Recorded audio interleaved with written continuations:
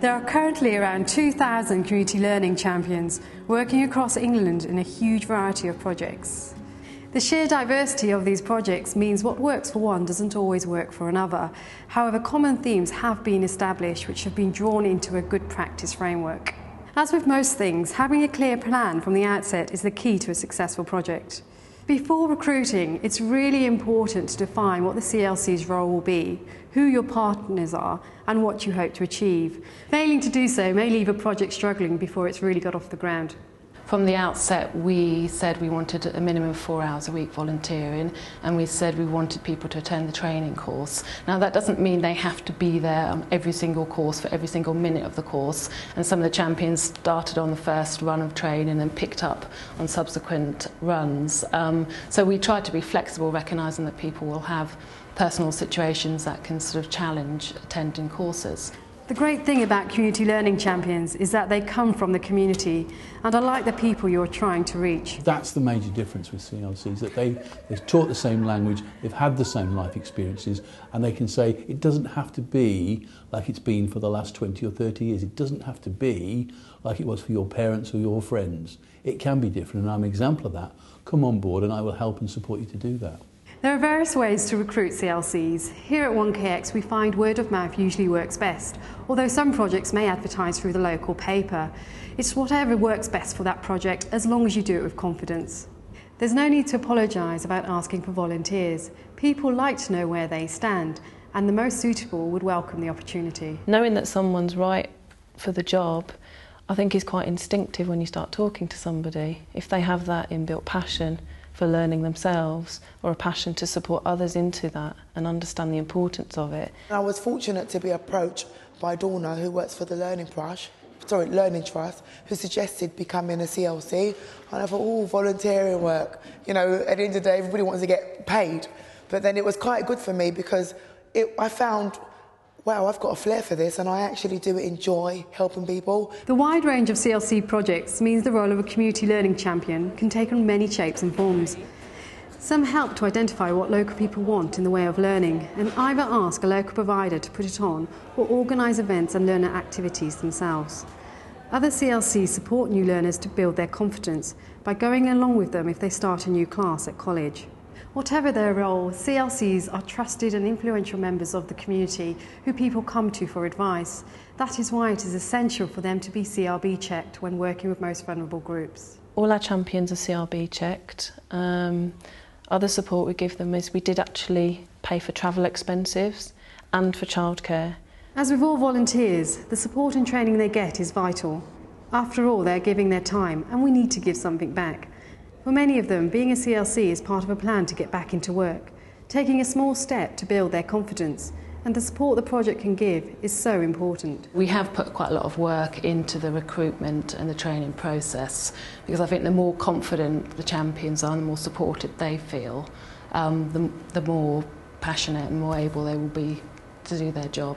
As staff at Groundwork, we offered one-to-one support to the learning champions, particularly when they were doing their WEA training. So if there were language issues, for example, second language issues, we'd support through that. We'd support them to portfolio build outside of the sessions. And I think just someone being on the end of the telephone, which was myself, just to actually answer any queries or be at the centre of the programme is really important. Project managers or other key workers have to take responsibility for the support and development of their CLCs. This could involve arranging inductions and training. Here at 1KX in the early days, we employed a coordinator to do that and develop the project. Now Effie, one of the original CLCs, has been employed doing that role. Many projects have taken advantage of the National CLC Training Programme. It helps CLCs to understand their role and develop their confidence and skills to take it on. Lots have gone on to other training, such as NVQ and information advice and guidance. What has really made a difference to many projects is the fact that their CLCs are part of a national programme. This has been a great source of pride to many CLCs who have not had a lot of recognition in the past, so giving them a badge has been great. I think for the champions, they love the idea of being part of a national programme. They love that they get the badge, they love that they get the folder.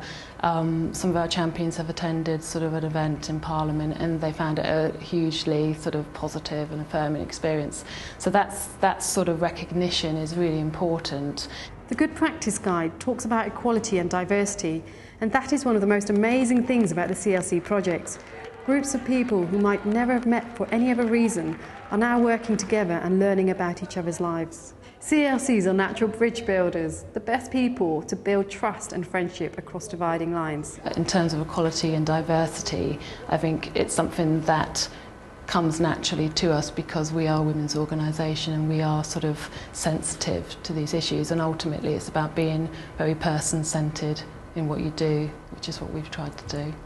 One of our main aims here is to introduce people from disadvantaged communities to learning opportunities. This is why local partnership working is absolutely essential. I think the partnership model has been incredibly important. We Choose simply couldn't have done this on its own. I think the fact that we've worked with adult education from the County Council, Opportunities Norwich from the City Council, the libraries and lots of third sector and social housing organisations has been absolutely critical. We've actually created a steering group here in Coventry that includes partners from different sectors. So we have local authority, we have freelance consultants, and also we have third sector organisations as part of that steering group. So they're really looking at how they can support the champions and take them on to support their organisations and the work they're doing. Here at 1KX we have taken groups to the British Library and to local museums such as the Foundling. Another way of putting CLCs and learners in touch with the wealth of opportunities is through social networking media. CLCs in Norwich and Northwich have set up Facebook pages. They are used for sharing ideas and recruiting for courses. You smoke, yeah? Yeah. Yeah. How many are you smoking a day usually? Probably around 15. We know that CLCs make a difference, but sometimes this is hard to prove to funders. This is often because the impact of what they do can take a long time to show. For example, getting a young mum onto a literacy class may help her child in the long run, but it's difficult to show the link directly. That is why it is important that we get smart at recording what we do.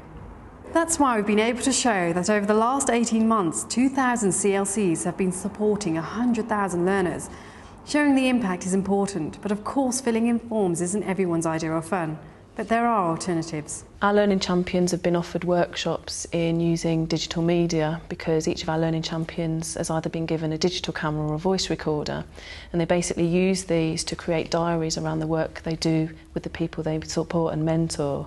We've tried to keep up with the monitoring because it's obviously important for funding, but we say to the champions, if it gets in the way of you doing your job, then don't do it, because the most important thing is that you're able to help and support people and do your job and not feel sort of uncomfortable about asking somebody about their personal background, which really might not be that relevant to actually helping them. So we've tried to enable them to make the role what they want it to be, recognising that if you give people that sort of freedom, they will just bring so much more to the role, and that's really what you need from volunteers.